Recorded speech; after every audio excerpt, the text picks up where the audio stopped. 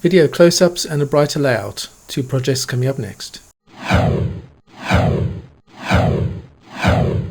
Hey everyone, welcome to episode 19 of my series of building a new model railroad. My name is Peter and this is BNSF Chicago sub in N-scale. So in this episode, I'm not actually showing you anything I've done on the layout. I haven't done anything on the layout since my last video. What I will show you are 2 projects I've been working on.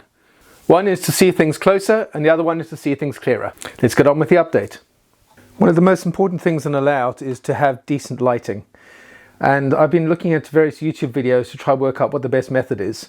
Some people use rope lights, some people use LED strips, but what I've gone for is an LED tube.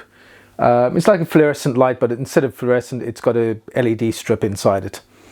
So let me show you what the effect is. So this is the layout without any lighting, the staging yard without any lighting. And this is what happens when I switch the lighting on. Now you can see that's quite a difference. Now let me show you how I did that. So here's the actual fixture I'm using, this tube. And this is a 4-foot tube. They come in various different lengths, but 4 foot is the best option for me. And you can see here, it looks just like a fluorescent tube. Same kind of idea. But if you hear that, it's basically a strip of LEDs inside the tube, and the tube acts as a diffuser, which is always good for getting a nice even light. Now these fixtures, they're the Barina LED T5 integrated fixtures. And what they are a 4-foot 6500K LED, which is a super bright LED.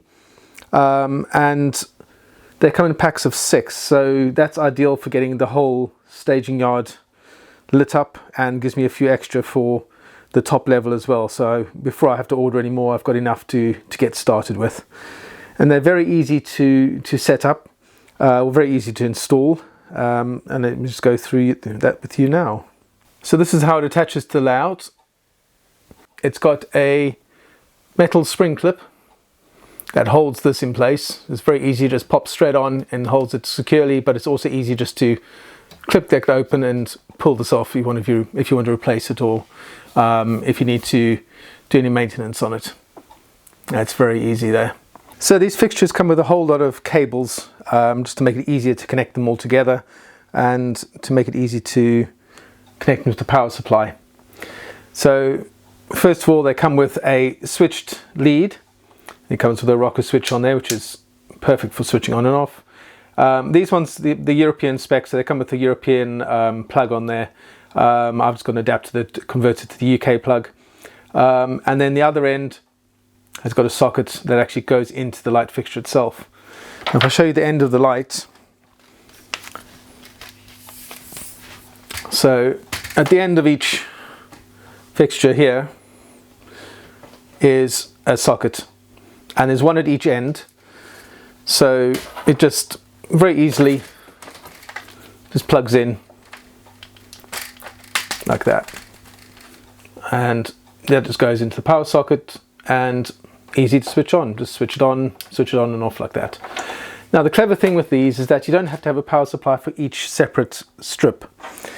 It comes with a whole lot of patch cables. So they just plug into each fixture, each strip from one to the other, and then you can just have it plugged into one power socket on the one side, and then these make it easy to switch on the whole lot at the same time. That's a very clever idea. What they also come with as well, depending on how you want to wire it, is a socket on the one end and bare wire on the other. So you can wire it how you want. You can wire it into a power bus if you've got one going around, where you can just connect this to, or you can use this just to plug it straight into a nearby socket. It depends where your sockets are. This is actually quite a great idea, because your power sockets aren't nearby. You can just run a bus round to where your lighting is and then use these to plug straight into the bus. It just means you don't have to cut any wires or anything. It's pre-stripped for you. Now what else it comes with as well is a whole bag of fittings, and in here you've got the actual brackets, that the spring clip brackets that hold the strips in place.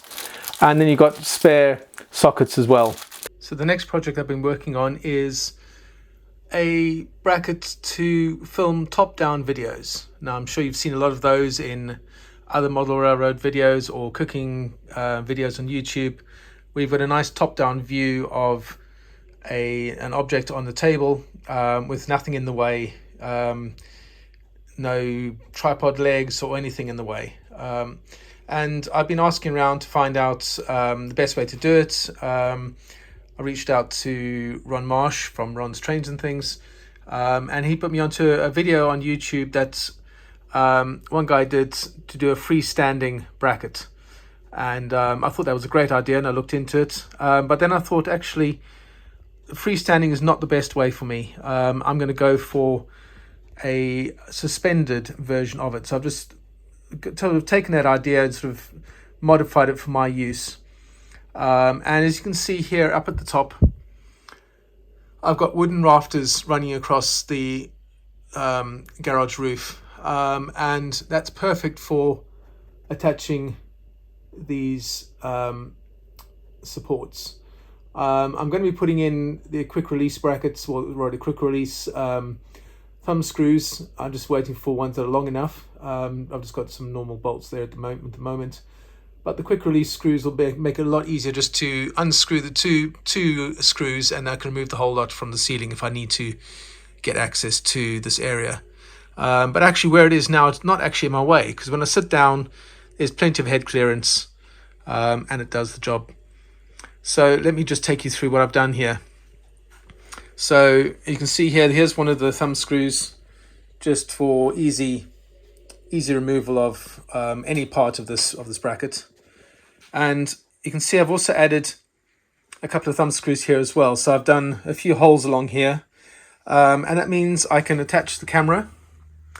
You can see there it is over there, and it's using the normal threaded tripod socket on the bottom of the camera. So this goes straight into that, holds it in place. And this one I'm using for a LED light, which is perfect to give extra lighting to the scene. I've also got another light over here I use as a fill light, so I'll just switch that on. And just to show you the effect, so if I switch this camera on, and you can see there the perfect top-down view. So if I'm doing work on here, I've got no interference from any tripod supports like I've had before. There are no shadows because of the fill lighting I'm using. I can adjust the lights, this LED light on the left. I can adjust the color balance on that. At the moment I've still got a yellowy color, but I normally have a sort of bright white. But I can adjust all of that, and I can also add another light over here if I want to. If I have another light from the side, I can just easily add it over there. I'm also going to be adding some support so I can actually put the camera on top facing towards the layout. So when I do my normal videos, I don't have to put the tripod here. I can just mount it on this. And it's pretty sturdy. It's not going to fall on me or anything like that. These are pretty tight. And it's easy to remove if I need to, but I probably won't need to remove it very often because it's really out of my way when I'm working. Excuse the mess on the workbench. It's a lot of projects I'm busy working on, but I will be cleaning that up. But yeah, so that's will hopefully make my videos a lot easier to view, especially the top-down ones. I've got a couple of those coming up soon, so we'll see how well it works. So I'm going to continue putting more of the LED strips along the underside of the Western Avenue yard, and that'll light up the staging area very nicely. And then I'll start putting them on the top level. Once I've done the framing for the top level, I'll get those done and get them in place. Just need to order a few more. Then at least that's all done and ready, and I can at least light the first level of the layout. As for the overhead filming setup, I've got some plans for that, and there'll be a video coming up in either late February or early March that'll make full use of that setup. So keep an eye out for that. So to be sure you don't miss that update or any other updates, be sure to click on the subscribe button down below and click on that little bell icon to be notified of all my upcoming episodes. So until next time, keep safe and see you soon.